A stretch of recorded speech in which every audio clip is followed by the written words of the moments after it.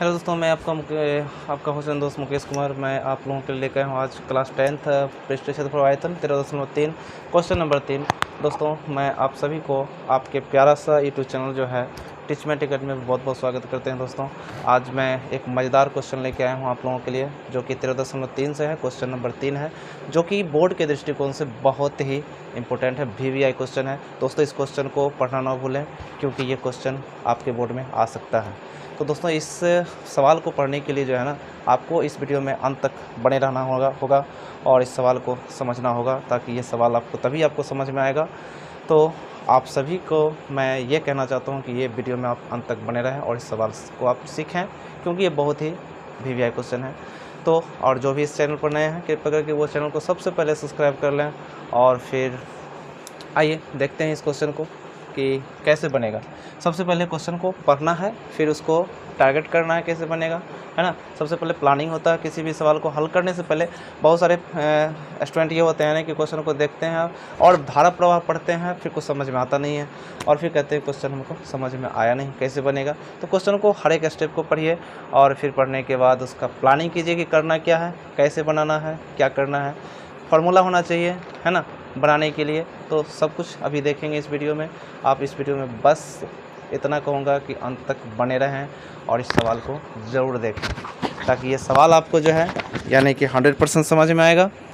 और मैं आपसे वादा करता हूँ कि आपको ये सवाल मैं सिखा के रहूँगा, तो आप लोग बस बने रहिए।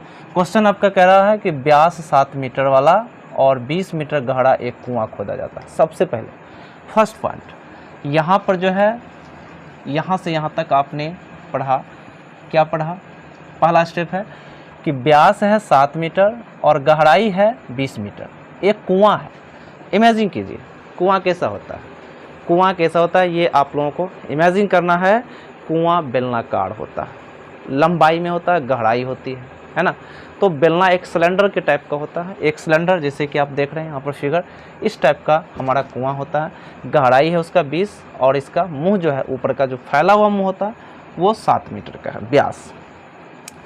पहला स्टेप क्लियर, यहाँ से यहाँ तक ये चित्र समझ गया, इतना है ना। अब जो है अगला स्टेप पढ़ते हैं। और खोदने से निकली हुई मिट्टी, ये जो कुआं खोदा गया उससे जो निकला हुआ मिट्टी है, उससे क्या किया गया है कि समान रूप से, मतलब कहीं ये नहीं कि नीचे है कहीं ऊपर है, मतलब समान रूप से फैला करके 22 मीटर गुणे 14 मीटर वाला, 22 मीटर गुणे 14 मीटर समझ रहे हैं, यानी कि लंबाई 22 मीटर और चौड़ाई 14 मीटर वाला एक चबूतरा बनाया गया है। चबूतरा समझ रहे हैं ना, जहाँ पे लोगों का बैठक होता है, बैठक बनाया जाता है, कहीं भी देख रहे होंगे, जिसमें लंबाई भी होता है, चौड़ाई भी होता है और हाइट भी होता है, बहुत लंबा तगड़ा होता है, कहीं पेड़ के नीचे, कहीं मंदिर के पास में चबूतरा देखते होइएगा, है ना। तो वो जो है चबूतरा जो बनाया गया है वो कुआं से निकली हुई मिट्टी से ही बनाया गया है, ठीक है। और हमको उस चबूतरे का लंबाई और चौड़ाई दे रखा है, निकालना क्या है? ऊंचाई निकालना है, ठीक है। तो ऊंचाई निकालना है, जैसा कि आप चित्र देख रहे हैं, इस टाइप का कुछ चबूतरा होगा आपका, जिसमें लंबाई है, चौड़ाई और ऊंचाई भी है। तो यहाँ पर हम लोगों को क्या करना है, अब इसको बनाना कैसे है ये जानने वाली बात है। और सबसे मुख्य बात यही है कि हल कैसे करें। क्वेश्चन तो पढ़ लिए सर, है ना, क्वेश्चन में चित्र भी बना लिए सर, लेकिन अब हल करें कैसे, ये सबसे बड़ी बात होती है। और इसी को मैं सिखाने वाला हूँ इस वीडियो में। तो आप सब इस वीडियो में बने रहें और देखें। हमको क्या करना है, सबसे पहले प्लानिंग करते हैं कि कोई भी क्वेश्चन से, अगर किसी भी वस्तु से, हम इससे पहले भी सिखाए थे, किसी भी वस्तु से अगर उसी वस्तु को पिघला के या फिर आपको उसको किसी भी तरह से अगर दूसरे वस्तु में ढालना है, बनाना है, तो उसका आयतन सेम होता है। जैसे कि यहाँ पर भी उसी प्रकार का है। इससे जो मिट्टी निकला है, तो जितना आयतन का मिट्टी होगा, जितना ये जगह बनाया होगा, जगह से निकला हुआ मिट्टी है, उसी से तो ये चबूतरा बना, उतना ही मिट्टी से जितना इसमें से निकाला गया, तो उतना ही मिट्टी से निकला। तो इसका मतलब ये हुआ ना कि इसका आयतन जितना होगा, मिट्टी का वॉल्यूम जितना होगा, उतना ही वॉल्यूम चबूतरे का भी होगा, उतना ही फैलाव होगा उसका भी, जितना इसमें से मिट्टी निकला। तो सोचने वाली बात है कि दोनों का आयतन सेम होगा कि नहीं होगा। कहने का मतलब ये मेरा सिलेंडर है, बेलन है, तो बेलन का आयतन के बराबर होगा ये चबूतरा का आयतन, है ना। तो चबूतरा में क्या क्या दिया हुआ, लंबाई दिया हुआ, चौड़ाई दिया हुआ और ऊंचाई दिया हुआ है। और यहाँ पर भी क्या है कि हम लोग को बेलन और चबूतरे को बराबर करके हल करना है और ऊंचाई आसानी से निकल जाएगा। तो बस देखिए हल करते हैं हम लोग। पहले सबसे पहली बात कि यहाँ क्या क्या दे रखा है। तो सिलेंडर में दे रखा है व्यास 7 मीटर। यहाँ क्वेश्चन ऑलरेडी कहा व्यास 7 मीटर है, तो सभी विद्यार्थी जानते हैं कि आधा होता है उसका त्रिज्या, किसका, जितना व्यास होता है उसका आधा त्रिज्या होता है। गहराई दिया हुआ है 20 मीटर। यहाँ पर चबूतरे की बात कर लिया जाए तो लंबाई 22 मीटर, चौड़ाई 14 मीटर और गहराई जो है आपको निकालना है। बस आप आगे देखते रहिए इसको कैसे हल करना है। आपसे बस हम थोड़ा सा और समय लेंगे, घबराइए नहीं, आप अंत तक बस बने रहिए और देखते रहिए कैसा है। बहुत इंपॉर्टेंट क्वेश्चन है भैया, इसलिए इसको पढ़िए ज़रूर, हम तो यही कहेंगे। चलिए अब यहाँ पर बेलन है तो कहेंगे बेलनाकार कुआं का आयतन, बेलनाकार कुआं का आयतन बराबर चबूतरे का आयतन, चबूतरे का आयतन।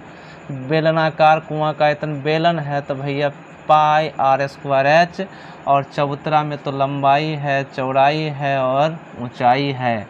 यहाँ पर पाई का मान आप ले सकते हैं 22/7 और त्रिज्या चूँकि 7/2 है तो हम इसको 2 बार लिख सकते हैं। और गहराई कितना है तो 20 मीटर है। आप इसको लंबाई दिया हुआ है 22 मीटर, चौड़ाई दिया हुआ है 14 मीटर और ऊंचाई निकालना है। अब जो जो कटता है यहीं से काट के इसको फिनिश कर देंगे।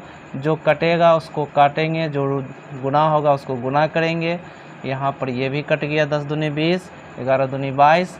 अब बचा क्या तो 11 7 77, 77 दहें की 770 मीटर क्यूब। यहाँ भी मीटर, यहाँ भी मीटर।